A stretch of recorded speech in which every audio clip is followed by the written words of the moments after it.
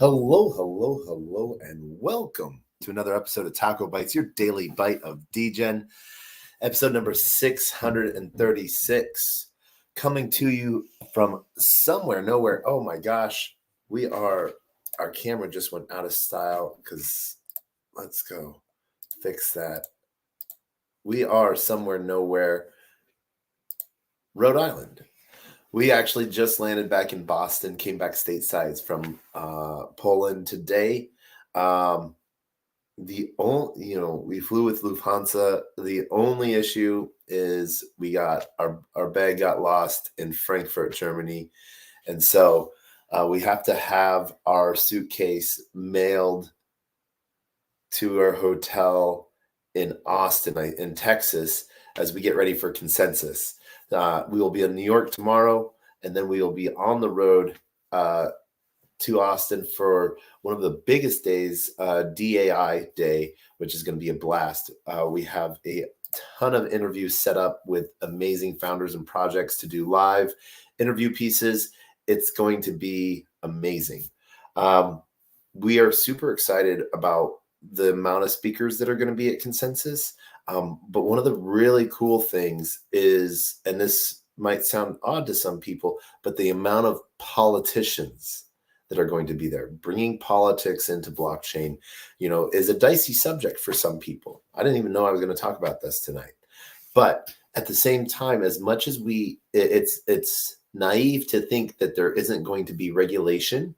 And right now we see with like the Fit 21 bill, that there is a huge movement on Capitol Hill for regulation, and Fit 21 sort of separates, the powers of what's a security, what's not a security, what falls under the CFTC, what falls under the SEC. One of the biggest pieces of that bill that I think is sort of interesting is no more than 20% voting power on decentralization. So, that we're going to see a lot of projects, their idea for governance will be airdropping out tokens for a decentralized aspect. So there could be some really cool opportunities for people there. It will be a really interesting way to see if, some companies, how they go about to abuse it as well, and what comes out of that. But you've seen in the last couple of days an amazing time in Warsaw, and I had one of the most interesting Uber rides from my hotel room to the airport. A lot of people told me during the conferences and stuff like that, as we were talking like Bitcoin mining, they're like, "Oh yeah, no, there's like the biggest Bitcoin miner here in Warsaw, and he just." No one really knows who he is. No one knows who he is really, other than that he's here and that he has some like normal day job and just does whatever the heck he wants. And I'm not saying it was him, but my Uber driver and we started talking about, what it's like to live in Warsaw, what does rent look like? And he's like, "Oh, well, I'm not a good comparison, been here for a little bit, but I got, I completely own my place. It's like a 2-story, 3-bedroom, apartment, 136 square meters or 300 square meters or something like that. 136 square meters, 150 square meters sounds about right. And he's like private garage and everything like that. And so we were talking about rent and what he's like, "Oh, people pay this." He's like, "But, I made sure I found a, protected community, and I live in the nice part of town and stuff." And he's like, "I just choose to do this for fun." I was like, "Okay, cool." So I'm like, in my mind, I'm like, "Oh, like he's like retired, like Russian gangster or something like that, and,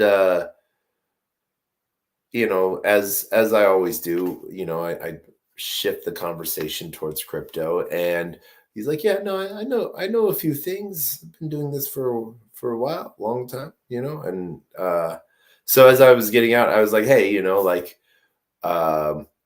my bid, can I give you, any suggestions and any, advice? This is sort of what I do. And he's like, oh yeah, no, please tell me. And I was like, well, outside, what other, he's like, just Bitcoin, lots and lots of Bitcoin. And I'm like, okay, cool. And me, the degen that I am, I'm like, you might want to also expand to like Solana and Polkadot this cycle. I think that there's a lot of good opportunity there. And he's like, I've had my eye on the Polkadot, and he's like, but I like the play. You think there's still, and then we got into like technical. He's like, you think there's still room? What do yeah, but that was one of the most interesting Uber rides I've had in a while, and it was really cool. But what was really interesting, he's like, no, you need to, when you come back to Warsaw, you need to go to like, there's like 3 main museums. You need to go to them, and like, you need to spend a day, go in like the middle of the day or like around 11. That's when like no one's going there, and you can have it to yourself. And he's like, you need to see these museums. They're beautiful. He's like, I go to them like as many times as I can each year, just because they have rotating shows within them. So yeah, but to wrap up an amazing week in Warsaw, Poland for the Next Block Expo, that was the greatest way to end it. And my bag didn't get lost in Poland. My bag got lost in Germany. So no shine down on the entire time in Warsaw, which was pretty amazing. I got to get my favorite kebab place one last time. And so we did the swag report.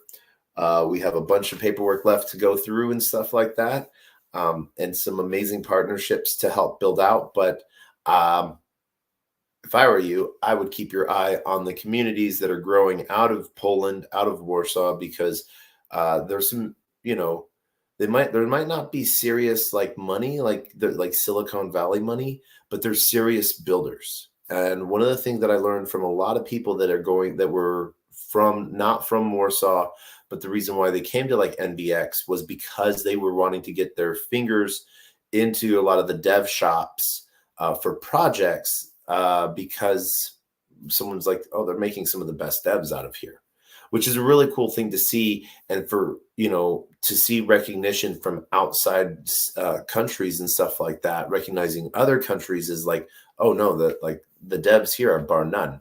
So that's some really cool stuff to see, because the builders sort of build the backbone. I did get to meet these 2 kids that they were the only Solana kids there. They're building a project just like a cross between BonkBot, DBank, and Step Finance, but also with filtration on like wallet watching and stuff like that. So some really cool stuff is being built, and really like the overall energy. I love the overall energy. And the fact that my last event was hosted between Degen House and Polinikna Bank, huge building, one of those banks that are just like full of like art pieces and stuff like that. And so really interesting to see how crypto is taking a foothold in other countries, especially as they're getting ready for European regulation to come through with MiCA. We are going to be deep diving more on MiCA later on, as it's still about 7 months from full implementation, but it has been passed and ratified and everything like that. That now it's just waiting on the start date. But it works really hard on identifying and putting in regulations to support users and protect individuals within blockchain infrastructure. But it also gives companies rules that they can build off of, just sort of like how we're waiting here in the United States for something like that. What's really interesting with MiCA being a European regulation, it was heavily influenced and written in the US by Republic. Republic had a very huge hand in support of writing out MiCA. So can't say that the brain power isn't here in the US to do it good here in the US, because it is. So I just want to shout out to all of the builders, everyone that's doing some part in security, in some part of infrastructure. Hat off to you. literally hat off. But at the same time, if you are active and you don't mind mixing your crypto life with your political life or personal life at all, whether you're a Coinbase user or there's standwithcrypto.org. There's also Crypto Lawyer. I think John Deaton owns a website where you can contact your local representative about FIT 21 and that you're in support of it. So I hope you take the time to do that, make your voice be heard, or let your representative know that your voice should be heard and that this is a step in the right direction. And so with that, we bid adieu. Like I said, I have been flying now for 14 hours, I think, 15 hours. And I am exhausted as I need to get back on the road tomorrow and now left Boston today, now in Rhode Island, New York tomorrow, then day and a half after that, Dallas, and then Austin for consensus. And then because, we're crazy and we like to self-punish ourselves with horrible travel schedules, Singapore for Super AI. And I think it's now official to say, I think the ink will be not dry tomorrow, but will be signed tomorrow, I think. Lifted Initiative is going to be a big sponsor over at silver sponsor at Super AI in Singapore. And Super AI this will be its first conference, but it's hosted and created by the same team and minds behind Token 2049 to really find and specialize on that intersection between Web3 and AI. So this is going to be an amazing time, and I'm super happy for it. Wish you guys all the best, and gals and everyone in between. And as always, we end with two things.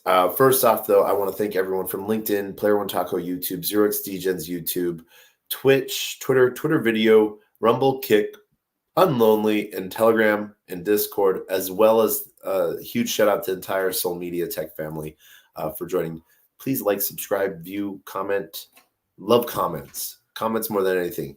Foxy Gamer going GM as we close out.